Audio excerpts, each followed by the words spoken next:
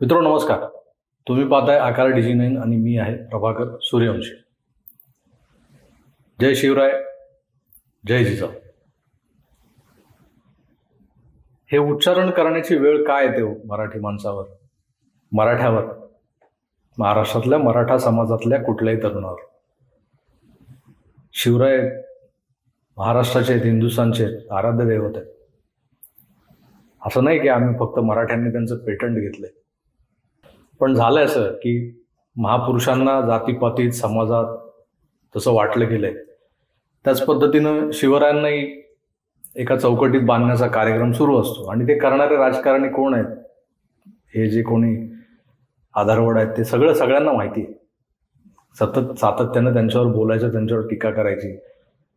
आज मन विषण्ण होतंय हे जेव्हा ऐकल्यानंतर की काल जालनामध्ये मराठा आरक्षणासाठी, अगदी आपल्या न्यायी हक्कांच्या मागण्यांसाठी कोणीतरी लोकशाही मार्गाने उपोषणाला बसलंय, आंदोलन करतंय. आमचे मराठा समाजातले काही तरुण बसले. तब्येत ढासळली किंवा काही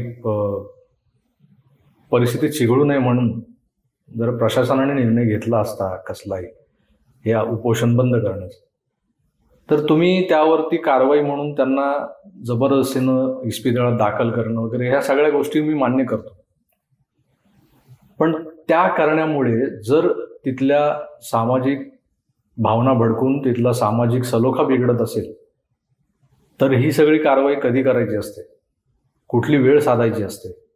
रात्रीच्या अंधारात गुपचूप तुम्ही त्या सगळ्या उपोषण करताना उचलून एखाद्या सरकारी इस्पितळात दाखल करू शकला असतात, पण तसं करायचं नव्हतं. तुम्हाला जाणून बुजून ठरवून प्रशासनानं हा गोंधळ घातला, कार्यकर्त्यांनी त्याला विरोध केला, मग लाठीमार झाला, लाठीचार्ज झाला, डोकी फुटली आमच्या मराठा तरुणांची.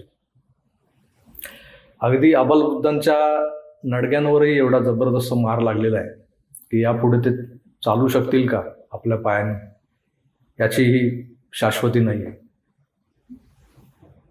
स्वतंत्र भारतात म्हणजे 75 वर्ष झाली आपल्या भारताला स्वातंत्र्य मिळाल्यानंतर, आणि ज्या काही सामाजिक विषमतांनी हा बरबटलेला समाज आपल्याला दिसतो, त्यातली ही सगळ्यात मोठी विषमता जी आहे ती जातीनिहाय आरक्षणाने निर्माण झालेली. त्यात जर एखादा समाज उठून आपल्या आर्थिक दुर्बलतेमुळे तो निकष पुढे मांडून आर्थिक निकषावर जर आरक्षण मागतोय त्याच्या भावी पिढीसाठी, त्याच्या कच्च्या बच्चांसाठी, त्याचा कुठेतरी सहानुभूतीने विचार व्हायला हवा.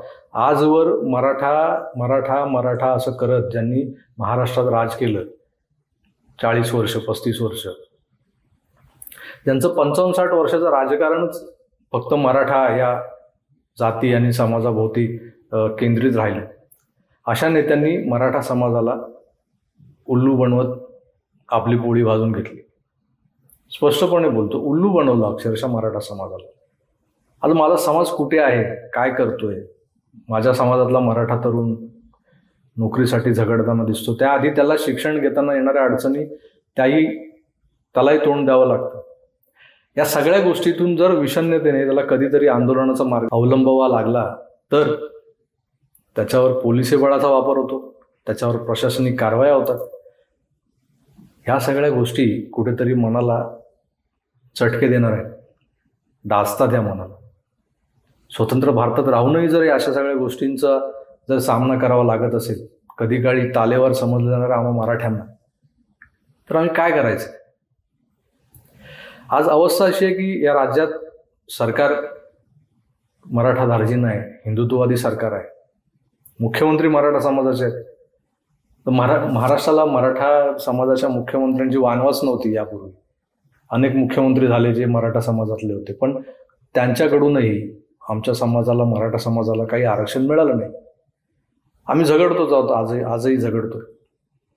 या झगडण्याला कुठेतरी अंत असावा की नाही, कुठेतरी सीमा असावी. किती दिवस आम्ही रस्त्यावर उतरायचं, किती दिवस आम्ही लाठ्या खायच्या, किती दिवस आम्ही गोळ्या खायच्या, अश्रुधुरांची नळकांडी फोडल्यानंतर नाकातोंडात गेलेला धूर सहन करायचं कशासाठी.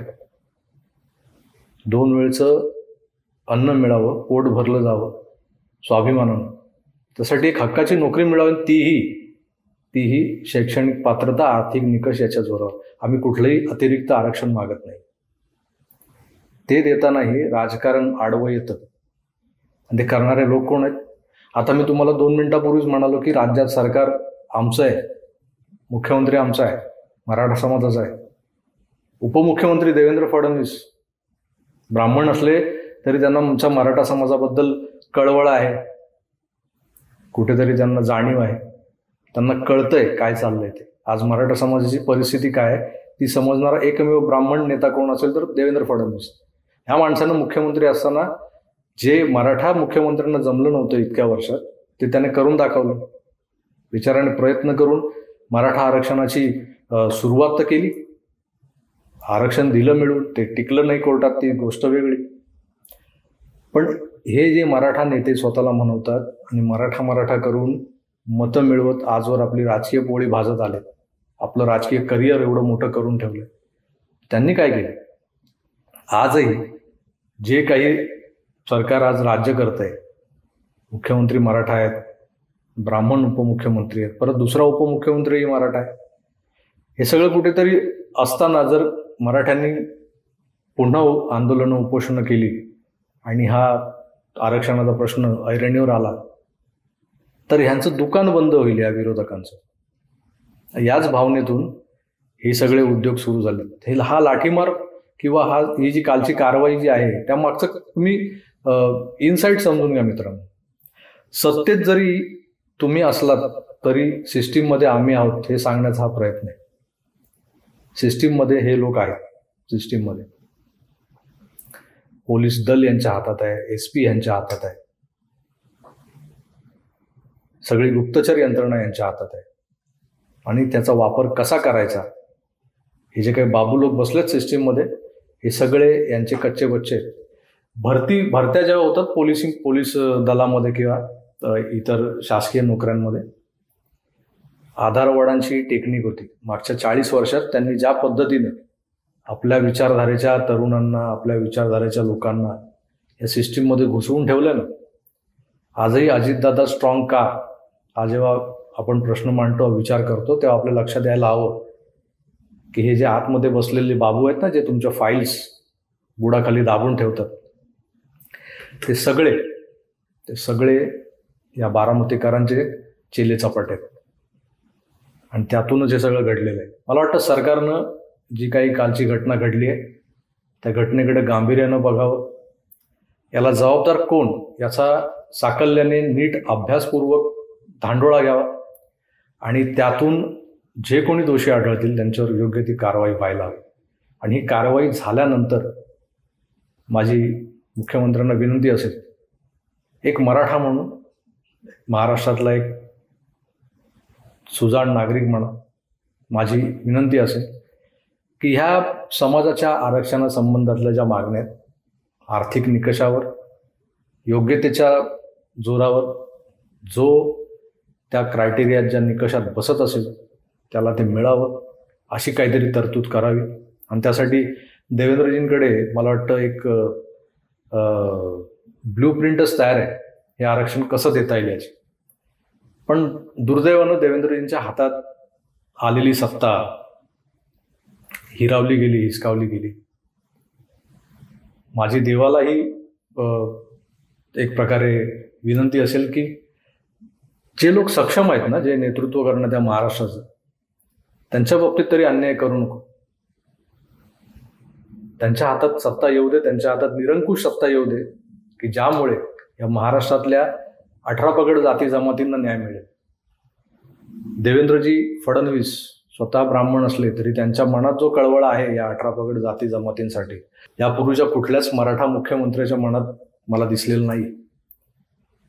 तर किमान त्यांच्याकडे ती बुद्धिमत्ता आहे, त्यांच्याकडे ती क्षमता आहे, त्यांना ती जाण आहे, त्यांना त्यांच्या हाताला बळ दे. आणि मनापासून बोलतोय मी, जो करतो त्याला वाव मिळाला हवा. आणि जे हे असे झारीतले शुक्राचार्य आहेत ना, जे आपल्या उपकारांची जाणीव सिस्टीममध्ये बसलेल्या आपल्या चेला चपाट्यांना करून देतात आणि त्यांच्याकडून ही अशी कृष्णकृत्य करवून घेतात,